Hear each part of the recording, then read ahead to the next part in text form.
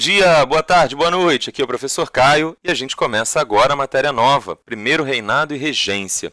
Eu estou dando o subtítulo a essa matéria de A Construção do Estado Brasileiro, porque até então a gente tinha um território brasileiro, a gente já tem uma sociedade aqui se organizando de forma mais ou menos diferente daquela que se organizava a portuguesa, mas ainda não há um Estado brasileiro, ainda não há instituições políticas, jurídicas desenhadas, projetadas para dar conta da administração desse território e dessa população.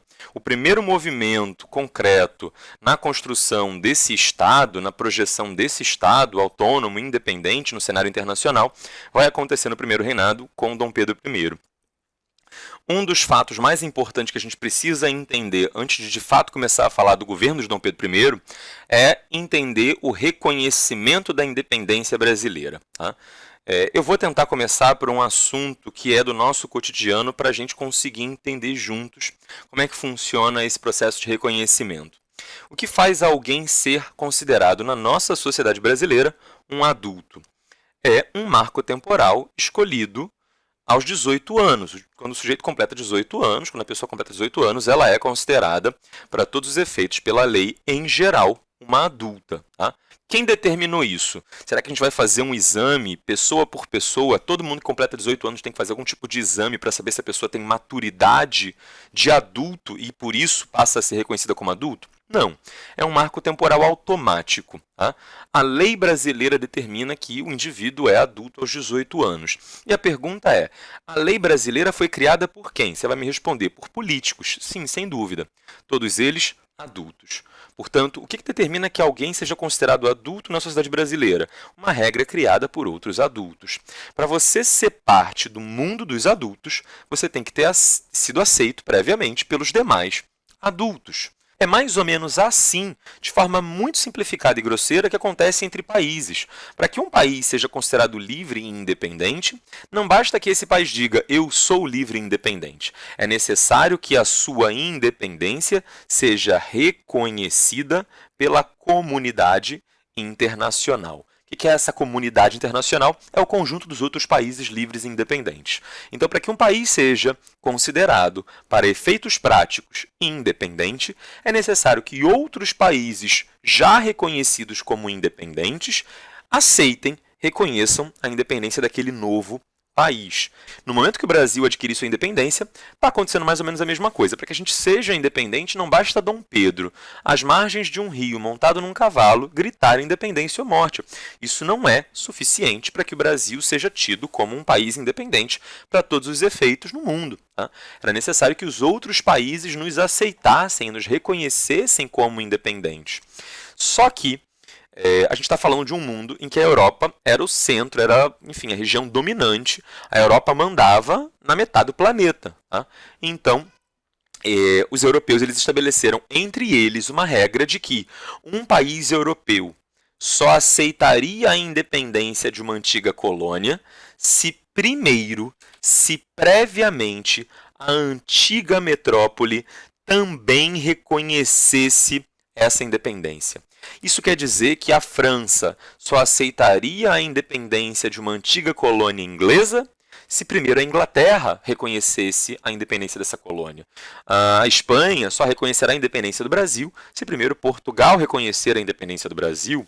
A antiga metrópole daquela colônia precisava primeiro reconhecer a independência da sua colônia, para que as demais nações da Europa também fizessem esse processo de reconhecimento. Por isso, no final das contas, não basta Dom Pedro gritar aqui às margens do rio. Por mais que ele gritasse muito alto, ainda era necessário que Portugal dissesse: ok, aceito que perdi o Brasil.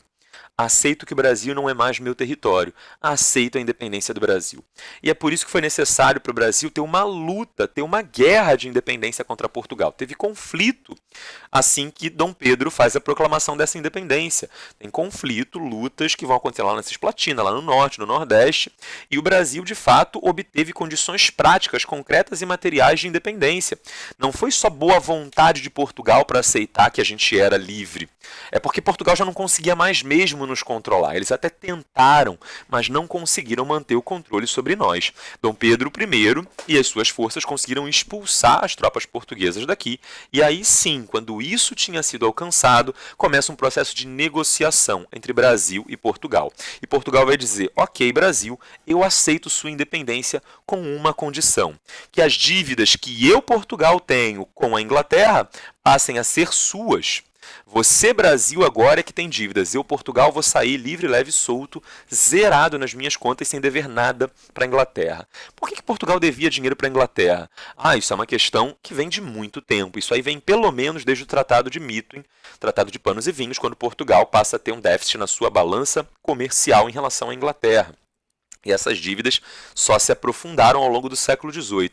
Então, no final das contas, Portugal queria, pelo menos, aceitando a perda da sua colônia, também se livrar de dívidas, já que grande parte da riqueza que sustentava o luxo da corte portuguesa, que sustentava Portugal, vinha justamente do fato de o Brasil fornecer riquezas inúmeras para Portugal. Então, Portugal aceita a nossa independência sim, se a gente, Brasil, pegar e pagar a dívida deles com a Inglaterra. O problema é que o Brasil não tinha condições econômicas para isso. A gente vai precisar, então, negociar com a Inglaterra. A gente passa a ter essa dívida com a Inglaterra. Tá? E aí, obviamente, a gente vai ter que negociar em uma condição não muito favorável para nós, a gente vai ter que pagar juros e tal, e isso dá origem à dívida externa brasileira. O Brasil começa a sua história como nação politicamente independente, mantendo a dependência econômica, ou seja, a Inglaterra ainda tem uma enorme influência sobre nós, e esta influência inglesa se fará sentir durante todo o século XIX. Ao longo do século XIX, em diversos momentos, estudando a história do Brasil, a gente vai ver como a Inglaterra tomou medidas, ou tomou decisões, ou estabeleceu regras que o Brasil teve que acatar, obedecer, e a gente não tinha muita condição de fazer diferente, já que nós possuíamos essa dívida com a Inglaterra. Então, o nosso nascimento como um país já é um nascimento viciado, é um país independente só parcialmente, só politicamente, porque economicamente a gente mantém sim uma enorme dependência. E aí é óbvio, né? Se a gente não tem a liberdade econômica, se a gente não tem como manter financeiramente a nossa independência, isso vai sim criar uma série de condições políticas para que a gente pudesse exercer a nossa independência. Tá? A gente podia ser independente sim, dentro do que a Inglaterra estivesse disposta a aceitar, e isso aí já é uma das origens do imperialismo inglês sobre o Brasil. O próximo passo, após o reconhecimento da nossa independência, era criar uma Constituição, já que a Constituição é o conjunto de regras que vai determinar o funcionamento político do Brasil. Eu dou sempre esse exemplo, já dei esse exemplo na aula de Revolução Francesa, quando falei sobre a Constituição Francesa, já dei esse exemplo quando falei da criação da Constituição estadunidense. A Constituição é como se fosse praticamente um manual de instruções do funcionamento do Estado.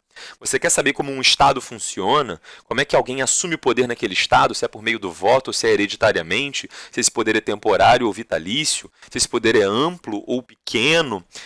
Como é que você determina o funcionamento dessas regras todas? É por meio de uma lei que determina o funcionamento político de um país, chamada de Constituição. É uma lei tão relevante que as outras leis têm que ser criadas de acordo com um conjunto de regras estabelecidas na Constituição.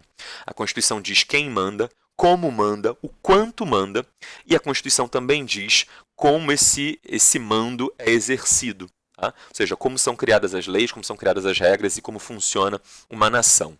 Dom Pedro, portanto, vai convocar uma Assembleia Constituinte, atendendo aos anseios de parte da elite brasileira. Havia ali um setor da elite brasileira que estava ávido por participar da política, por criar essas regras, por elaborar esse manual de funcionamento, esse manual de instruções. Por que essa parte da elite queria tanto botar as mãos para poder criar a Constituição? Porque, obviamente, criaria nesta Constituição regras em benefício próprio. A gente está falando de um país que é muito pouco democrático. O Brasil, nessa época, é muito pouco democrático.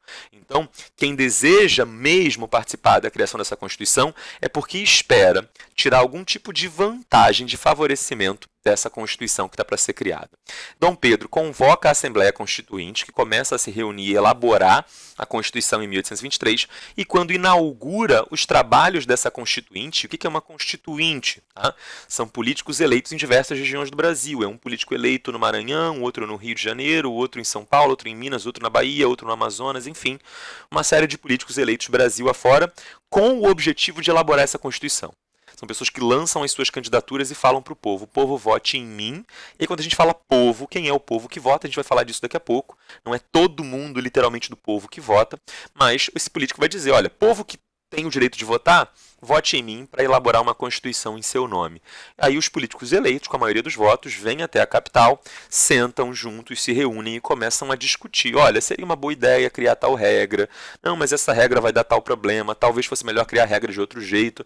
E assim eles vão criando essas regras que vão compor o manual de instruções do funcionamento do Estado. Tá? Dom Pedro, quando vai inaugurar a primeira reunião desses caras, quando esses caras vão fazer o seu primeiro encontro para elaborar a Constituição, Dom Pedro faz um pronunciamento, um discurso público, no qual ele afirma o seguinte, abre aspas, com minha espada defenderei a pátria, a nação e a Constituição, se for digna do Brasil e de mim. Se a Constituição for digna do Brasil e de mim, aí eu prometo que vou defender e que vou apoiar essa Constituição. Basicamente, Dom Pedro já começa dizendo o seguinte, vou seguir as regras do jogo que estão nesse manual de instruções, se eu gostar das regras do jogo. Se esse jogo me favorecer, eu prometo que sigo as regras do jogo. Se não, eu pego a bola e vou embora, porque eu, Dom Pedro, sou o dono da bola. Era mais ou menos assim que Dom Pedro se sentia. Ele era filho do rei de Portugal, como ele faz a proclamação da independência, como ele lidera esse movimento, e ele tem esse protagonismo maior, ele se considera o dono da bola e tem essa sensação de que o Brasil é um dos seus brinquedinhos, com o qual ele pode fazer o que ele bem entender. Ele considera que ele não precisa atender aos desejos da nação brasileira, pelo contrário, é a nação brasileira que deve atender aos seus desejos, aos seus objetivos. Tá? Logo que a Constituinte começa a fazer os seus trabalhos, começa a elaborar a Constituição, e essas reuniões da Constituinte para a elaboração da Constituição eram públicas, eram abertas, qualquer um poderia entrar e ver e ouvir falar o que estava sendo decidido ali. E, obviamente, Dom Pedro tinha pessoas fiéis e leais ali dentro da Constituinte, ouvindo frase por frase, vírgula por vírgula, indo levar essas ideias para ele e dizer, olha, Pedro, estão pensando em fazer isso. Olha, Majestade, estão propondo aquilo. Isso vai ser benéfico para sua Majestade, aquilo não vai ser e tudo mais. Enfim, Dom Pedro percebe que essa Constituinte está indo por um caminho liberal. O liberalismo está predominando nessa Constituição e a tendência é que os poderes de Dom Pedro sejam muito limitados e que ele seja um monarca meramente simbólico, assim como nessa época era o rei da Inglaterra. Tá? Dom Pedro fica profundamente insatisfeito com isso, convoca o exército e manda o exército cercar o prédio da Assembleia Constituinte, com armas e canhões apontados, ameaçando bombardear os deputados, os políticos eleitos, e dizendo, saiam daí agora, vocês não vão fazer mais Constituição, coisíssima nenhuma. Eu, Pedro, é quem vou criar. Os constituintes, eles até resistem, eles lutam, eles falam, não vamos sair daqui, não passarão, vamos resistir até o final. E eles resistem por uma noite. E essa noite vai ser chamada de Noite da Agonia, pelo medo, pela agonia que esses indivíduos tinham do potencial risco de tomarem um tiro de canhão, né, no meio da cara. E aí, no dia seguinte, eles percebem que a sua condição e a sua luta é uma luta perdida, abandonam o projeto e falam, tudo bem, a gente se rende, vamos embora, não vamos mais fazer Constituição nenhuma.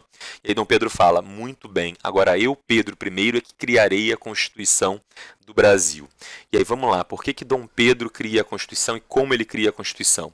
Dom Pedro vai criar essa Constituição porque assim ele vai poder colocar as regras que ele bem entende e estabelecendo elementos que favoreçam, que fortaleçam o seu poder individual, o seu poder pessoal. O que Dom Pedro mais queria era não ser apenas um monarca simbólico, era ter poder efetivo. Vamos lembrar que o pai de Dom Pedro, Dom João VI, e a sua família inteira antes disso, eram monarcas absolutistas.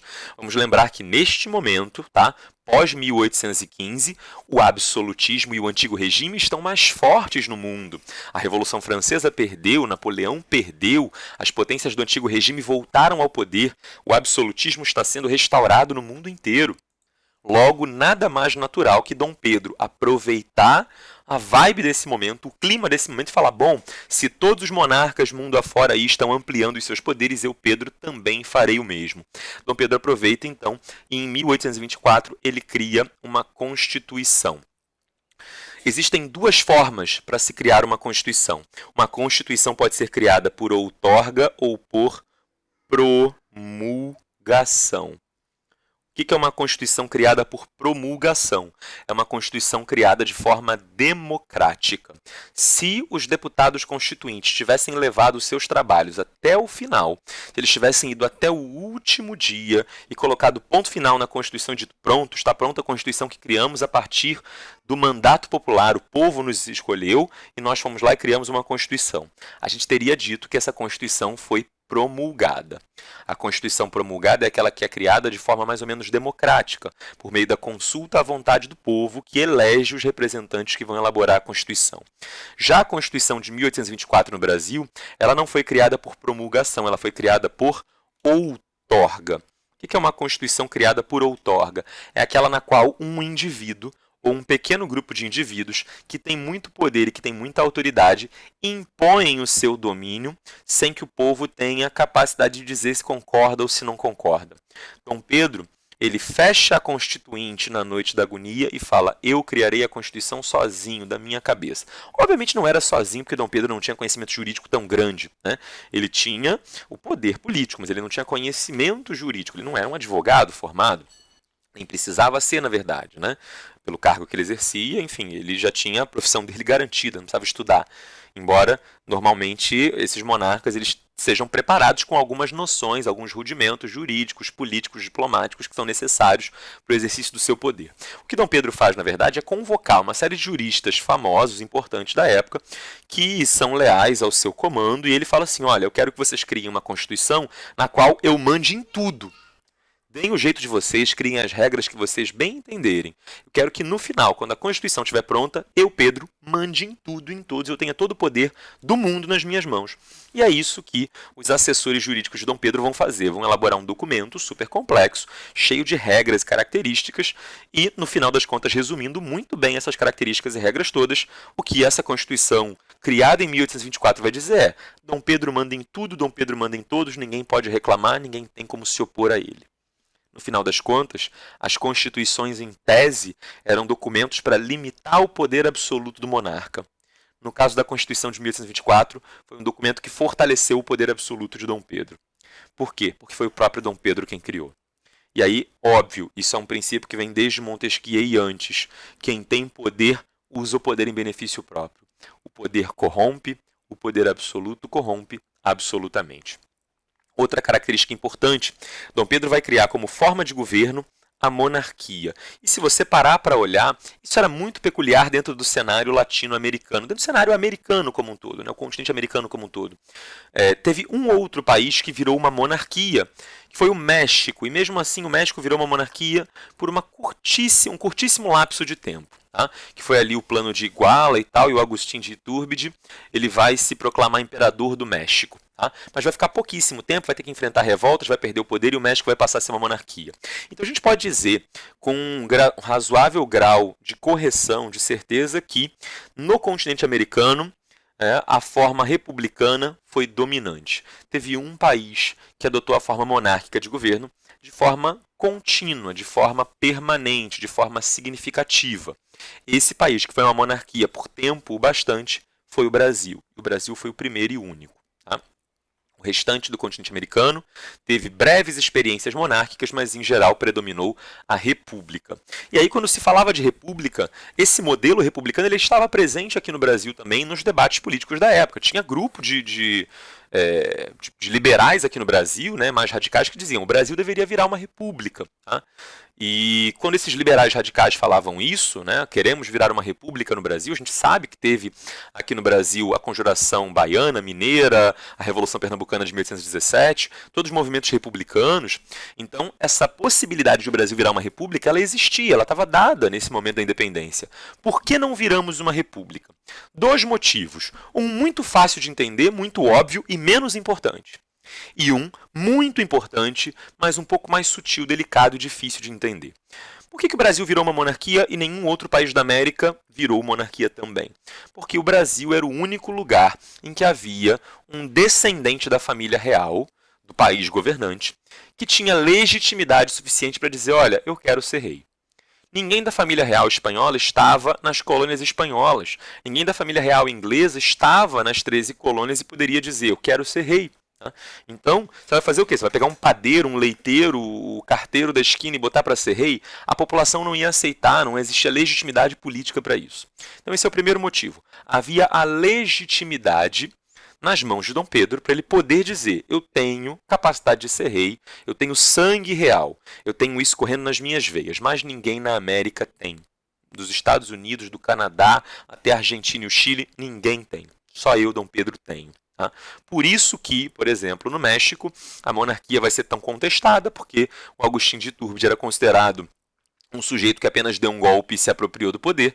Já no caso de Dom Pedro I, tinha essa percepção de que Dom Pedro, de fato, tinha condições e direito, um pouco como se fosse o direito de Dom Pedro ser rei. Tá?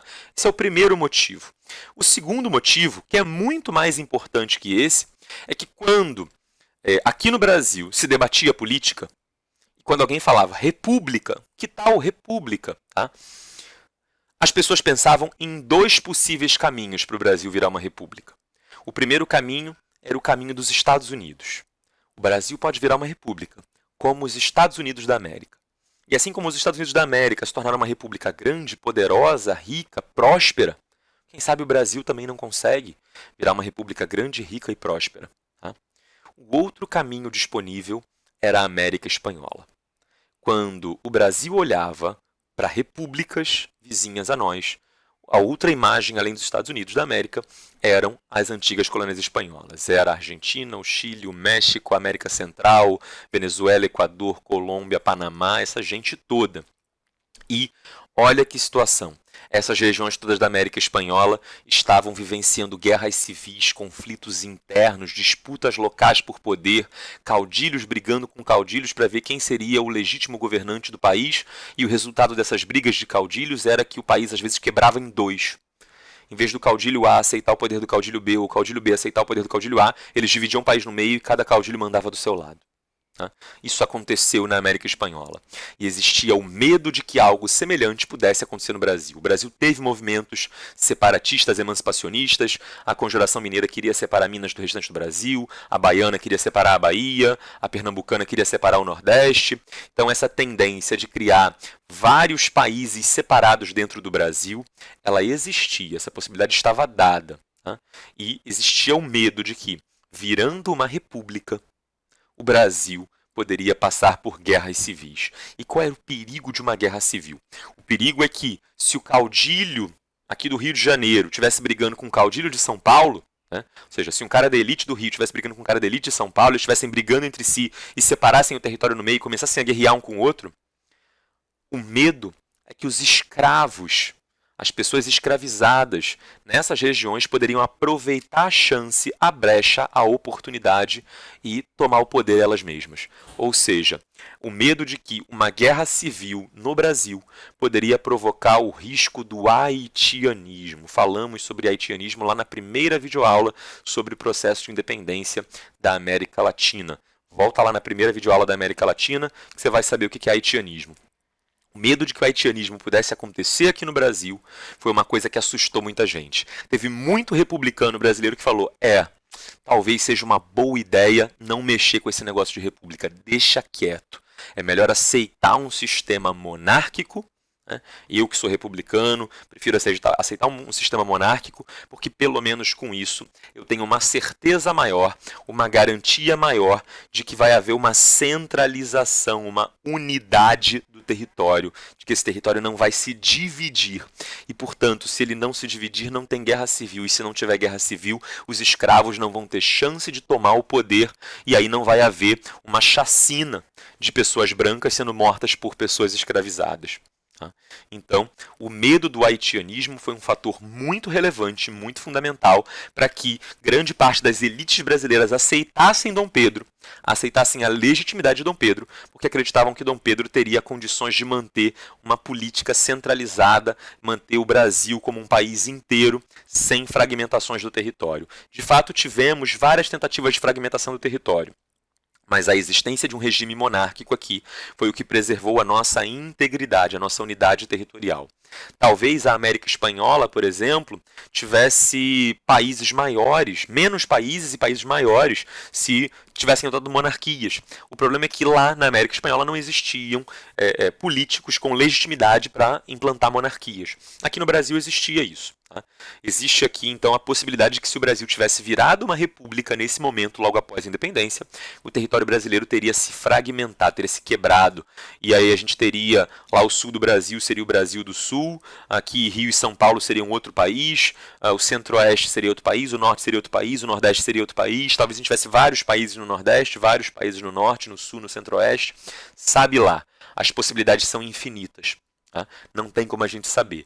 Fica numa história hipotética, né? E é um e-se muito grande que um professor de história não conseguiria determinar isso com certeza. Mas o que a gente sabe é que o que motivou a elite brasileira a aceitar o regime monárquico era o desejo de manter a unidade territorial, a centralização política no Brasil e, com isso, evitar guerras civis. Por isso, então, o Brasil vira uma monarquia. Mais até do que o fato de ter um político com legitimidade, né? Não basta ter o político com legitimidade, tem que ter uma população querendo isso. E por que a população brasileira, ou pelo menos uma parte da população, a elite, por que ela queria um regime monárquico? Porque acreditava que isso era a melhor forma de manter a integridade territorial do Brasil. Outra característica importante que constava na nossa Constituição, e outra coisa muito importante, né, antes de passar para a organização dos 3 poderes, dos 4 poderes, é que mantendo a unidade territorial e mantendo a população afrodescendente sob controle, isso também seria uma forma de manter a escravidão no Brasil. O grande objetivo da nossa elite brasileira logo após a independência era manter o regime escravista. Nesse caso, a gente se parece um pouco mais com o México. Assim como a elite mexicana lutou contra os pobres mexicanos lá no Grito de Dolores, assim como a elite mexicana preferiu ficar ao lado da Espanha do que ver o México independente nas mãos dos pobres, aqui no Brasil, a elite brasileira vai preferir ficar ao lado de Dom Pedro, um português, desde que isso garantisse que as estruturas sociais do Brasil permanecessem inalteradas. Então, mudou-se a política para não mudar-se as relações sociais, as relações escravistas existentes na sociedade brasileira. Tem uma frase muito famosa de um livro chamado O Leopardo, escrito pelo italiano Giuseppe di Lampedusa. Nesse livro, o Lampedusa ele diz a seguinte frase, e essa frase, esse livro a propósito, ele não fala sobre o Brasil, mas essa frase ela serve, ela encaixa perfeitamente para a situação política brasileira. O Lampedusa diz a seguinte frase nesse livro: algo deve mudar para que tudo continue como está. Essa frase, algo deve mudar para que tudo continue como está, é simplesmente perfeita e se encaixa como uma luva na situação do Brasil. Algo deve mudar, ou seja, o Brasil deve deixar de ser uma colônia e passar a ser um país independente, para que tudo permaneça como está, para que as relações escravistas permaneçam. Por quê? Porque a elite acreditava que se ela, elite, não dominasse, não protagonizasse o nosso processo de independência, os pobres do Brasil poderiam querer fazer a independência. E fazendo a independência, esses pobres poderiam virar a sociedade de pernas para o ar, né, de ponta cabeça. Que os pobres poderiam, por exemplo, criar uma sociedade menos desigual, menos injusta, mais democrática. Então essa elite brasileira decide apoiar o garoto Pedro, tá? O filho do antigo rei, o português, para mudar um pequeno detalhe para que o resto da sociedade toda permanecesse como está. Porque se você parar para olhar o Brasil diante da independência e pós-independência, o Brasil antes da independência era dominado por uma pequena elite de latifundiários, donos de escravos. Após a independência, o Brasil é dominado por uma pequena elite de latifundiários, donos de escravos também. Nada muda, no final das contas, na vida da maior parte da sociedade. Tá? Para seguir aqui na nossa Constituição de 1824, tá? Dom Pedro, para que tivesse um poder absoluto, como ele desejava, né? Ele pegou a teoria dos 3 poderes do nosso amigo Montesquieu e subverteu. Como? A ideia dos 3 poderes é que o Estado só tem 3 poderes e você divide, você coloca cada um deles na mão de um indivíduo separado. Tá? O que a teoria adotada aqui no Brasil fez foi criar um 4º poder que mandava nos outros 3. Ora, se a ideia de separar os poderes do Estado em 3 era para que uma pessoa só não mandasse em tudo, agora o que vai acontecer na prática é que Dom Pedro passa a ter o poder moderador, que era um poder que mandava nos outros 3. Dom Pedro manda no executivo, no legislativo e no judiciário através do poder moderador. Caramba! Então, na prática, essa separação de poderes não passa de um baita fingimento. É um mero faz de contas. É exatamente isso. A separação de poderes no Brasil na Constituição Imperial de 1824 era um mero faz de contas, no qual supostamente haviam vários poderes, mas no final das contas mesmo só tinha um, que mandava nos outros todos, e esse um pertencia ao imperador. Na prática, é como se Dom Pedro estivesse aqui sendo um monarca absolutista. Além disso, diferente de outras constituições do período que estabeleceram o Estado laico, ou seja, a Constituição Francesa dos Estados Unidos, em que a separação entre Estado e Igreja estava determinada, aqui no Brasil religião e política se misturam e muito. O catolicismo foi determinado como religião oficial do Estado, mas numa posição subordinada ao governante através de uma instituição chamada padroado. Tá? Padroado é uma característica que você aprende quando você estuda o início da colonização do Brasil. Quando o Brasil começa a ser colonizado pela primeira vez, lá na época das Sesmarias, das capitanias hereditárias e tal, o padroado é um direito, um poder dado pelo Papa aos reis de Portugal. O que esse direito, esse poder determinava?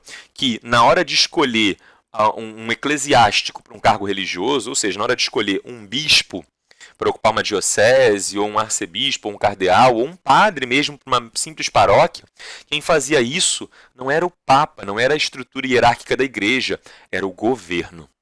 O governo mandava nos padres. O padre sabia que se ele desagradasse o governante, ele poderia ser mandado para uma paróquia distante, lá no interior do Acre. Não nessa época, porque o Acre ainda não era parte do território brasileiro nessa época, mas é só um exemplo. Tá?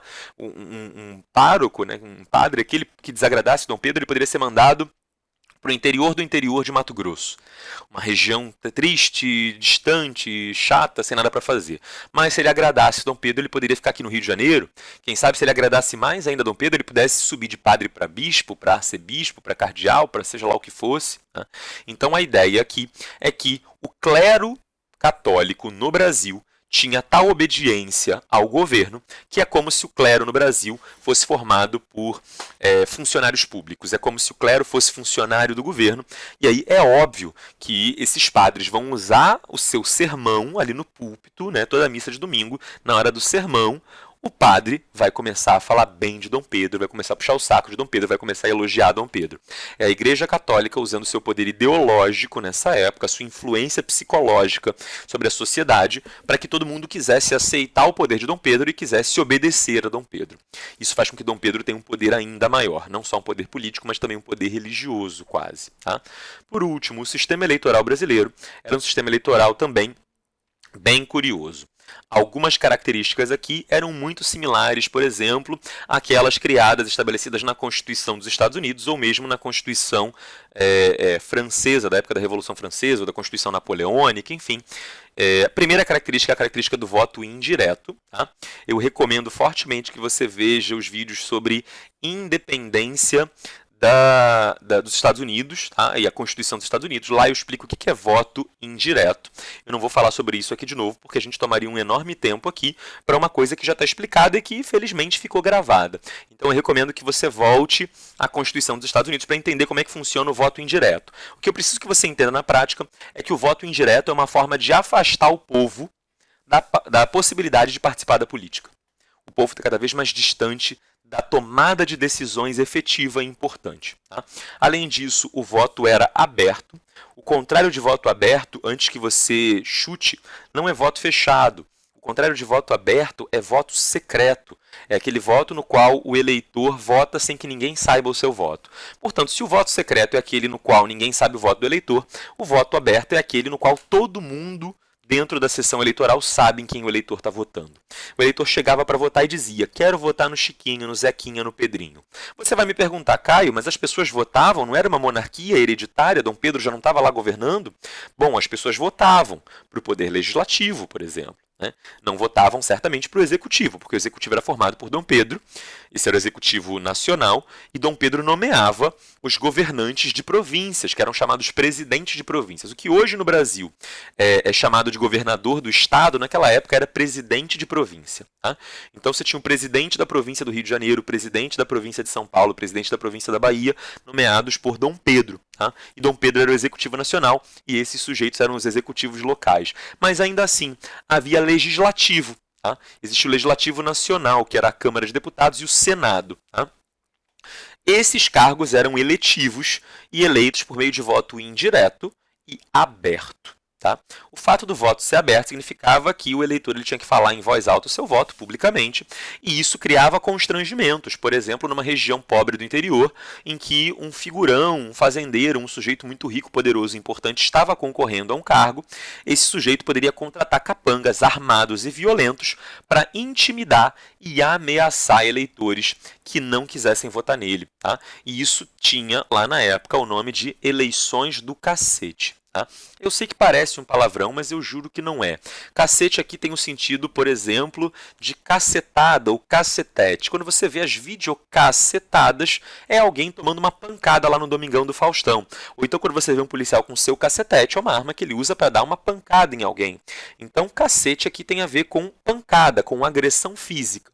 As chamadas eleições do cacete eram momentos em que esses figurões, essas pessoas da elite brasileira, usavam o seu poder para contratar capangas armados e bater em pessoas que não votassem neles. Era uma forma, portanto, de manipular o voto. O voto indireto era uma forma de afastar as pessoas da escolha democrática. O voto aberto era um mecanismo de manipulação. O voto era masculino, significava que as mulheres estavam excluídas, isso é bem fácil de entender. Por último, o voto era censitário. Se você olhar aqui, substituindo o S por um cifrão, tá?